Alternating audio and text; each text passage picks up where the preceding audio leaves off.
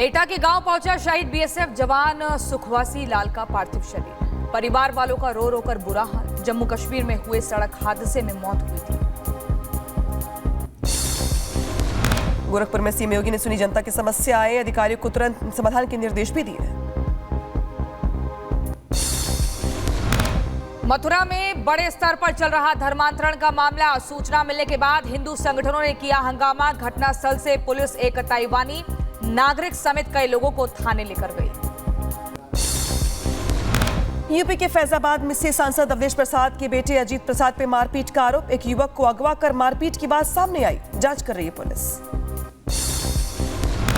गाजियाबाद में बदमाश ने लॉरेंस बिश्नोई के नाम पर मांगी 2 करोड़ की फिरौती। व्हाट्सएप कॉल पर दी धमकी। पुलिस ने केस दर्ज कर सर्विलांस टीम का गठन किया। उधर फिरोजाबाद में लेखपाल रिश्वत लेते वीडियो वायरल सामने आया। डीएम ने कार्रवाई करते हुए लेखपाल को सस्पेंड किया है। हापुड़ में पुलिस ने सड़क किनारे लगे होटल के बोर्ड को हटाया। होटल संचालक ने पुलिस के मना करने के बाद भी बोर्ड लगाया। रायबरेली में वाहन चालकों से ट्रैफिक पुलिसकर्मी की बदसलूकी। कागज मांगने पर ना देने को लगे भत्ती बद्दी गाली दी गई। वीडियो वायरल हुआ। दिल्ली में नेशनल मेडिकोज ऑर्गेनाइजेशन ने आयोजित की साइकिल रैली। विभिन्न मेडिकल कॉलेजों और अस्पतालों सहयोग से निकाली गई साइकिल रैली। यूपी के बरेली में बदमाशों और पुलिस के बीच मुठभेड़ हो गई। गोलीबारी में 2 बदमाशों के पैर में गोली लग गई। वहीं पुलिस के जवान भी घायल हो गए। बदायूं में व्यापारी से लूट को पुलिस ने फर्जी बताया। जमीन विवाद के चलते परिवार के ही सदस्यों ने की थी मारपीट। पुलिस ने सभी 5 आरोपियों को गिरफ्तार किया। बिहार के समस्तीपुर में पति के लिए आपस में भिड़ी 2 पत्नियां। कई घंटों तक सड़क पर चला high voltage drama. Video social media पर वायरल हुआ। हरदोई में गुस्सा चढ़ने पर युवक ने तोड़ी दुकान। पुलिस को देख ठंडा हुआ गुस्सा। हाथ जोड़कर माफी मांगी। बिहार के समस्तीपुर में रिश्वत लेते पुलिस का वीडियो हुआ वायरल। शराब की सूचना मिलने के बाद छापेमारी के लिए पहुंची थी पुलिस। सहारनपुर में 2 पक्षों के बीच मारपीट। मामले को शांत कराने पहुंची पुलिस पर भी हमला। दरोगा और 2 सिपाही हुए घायल। कांस्टेबल की हालत गंभीर। उन्नाव में एंटी करप्शन की टीम की बड़ी कार्रवाई। इंस्पेक्टर को 50,000 रुपए की रिश्वत लेते गिरफ्तार किया गया। इंस्पेक्टर को किया गया सस्पेंड।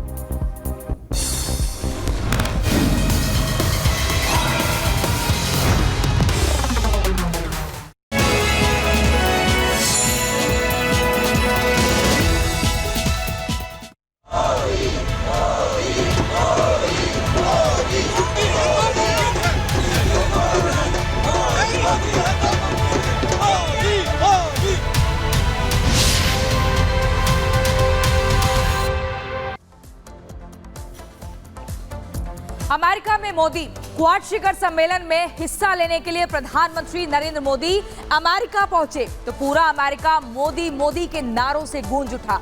चूंकि कई देशों के बीच युद्ध जारी है, इसीलिए सभी देशों की निगाह प्रधानमंत्री नरेंद्र मोदी पर थी।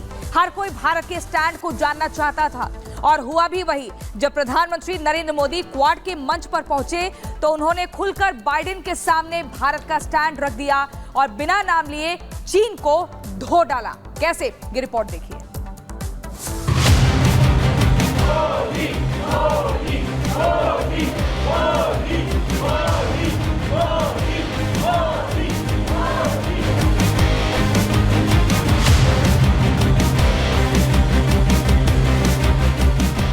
प्रधानमंत्री नरेंद्र मोदी अपने 3 दिवसीय अमेरिका दौरे पर हैं। जैसे ही प्रधानमंत्री नरेंद्र मोदी का विमान अमेरिका में लैंड हुआ, पूरे अमेरिका में मोदी का डंका बजने लगा।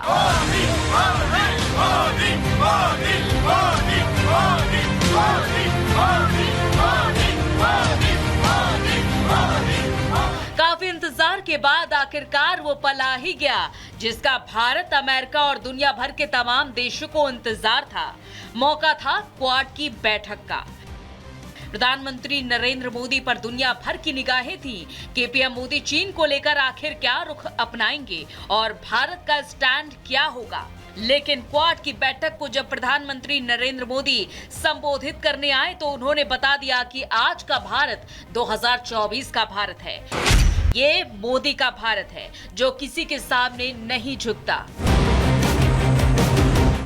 प्रधानमंत्री नरेंद्र मोदी ने दो टूक कह दिया है कि क्वाड संगठन किसी देश के खिलाफ नहीं है, लेकिन हाँ, जो लोग अंतर्राष्ट्रीय संप्रभुता को नहीं मानते, अंतर्राष्ट्रीय कानूनों और संधियों का उल्लंघन करते हैं, ये संगठन उनके खिलाफ है और अंतर्राष्ट्रीय व्यवस्था का पक्षधर है।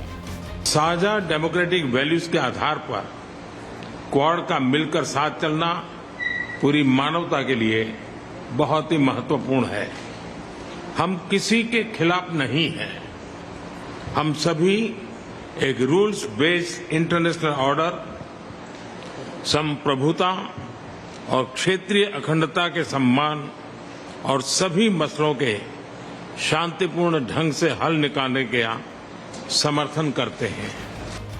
क्योंकि प्रधानमंत्री नरेंद्र मोदी क्वाड के मंच से विस्तारवादी चीन को जमकर खरी खोटी सुनाने लगे, इसीलिए बाइडेन ने भी कह दिया कि चुनौतियां आएंगी और जाएंगी, दुनिया बदलेगी, लेकिन क्वाड चलता रहेगा और हमें मालूम है कि आगे हमें कैसे काम करना है। बता दें कि क्वाड 2007 में बनाया गया एक सुरक्षा सहयोग संगठन है, जिसका मकसद हिंद और प्रशांत महासागर में शांति और सहयोग को बढ़ावा देना है और चीन की विस्तारवादी नीतियों को रोकना है। इस संगठन में भारत, अमेरिका, जापान और ऑस्ट्रेलिया जैसे शक्तिशाली देश शामिल हैं। इस साल की क्वाड समिट पहले भारत में होनी थी, लेकिन अमेरिका की रिक्वेस्ट पर इसे होस्ट करने का मौका बाइडेन को दिया गया।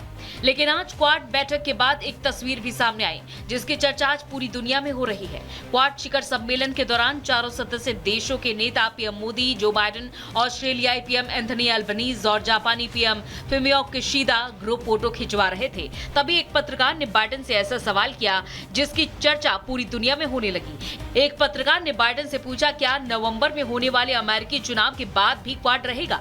जिसका जवाब देते हुए बाइडेन ने पीएम मोदी के कंधे पर हाथ रखा और कहा कि हाँ, नवंबर के बाद भी काफी हद तक। इस दौरान बाइडेन और मोदी के बीच जो केमिस्ट्री देखने को मिली, उसकी चर्चा दुनिया भर में होने लगी। क्या क्वाड नवंबर में अमेरिकी चुनाव के बाद भी रहेगा? हाँ, नवंबर के बहुत बाद। यहाँ एक गौर करने वाली बात यह भी है कि चीन को लेकर भारत का रुख बाकी देशों के मुकाबले ज्यादा आक्रामक है। भारत चीन की 200 से ज्यादा कंपनियों पर प्रतिबंध लगा चुका है, तो ये भारत का सख्त मैसेज था कि अगर चीन की तरफ से गलतियां होंगी तो भारत सख्त एक्शन लेगा। और इसीलिए आज क्वाड के सभी देशों को, चाहे वो सुपर पावर अमेरिका ही क्यों ना हो, उसे भी पता है कि भारत के सहयोग के बिना चीन को नहीं रोका जा सकता। और इसीलिए क्वाड में भारत की भूमिका को महत्वपूर्ण माना जा रहा है। Bureau report, Republic Bharat.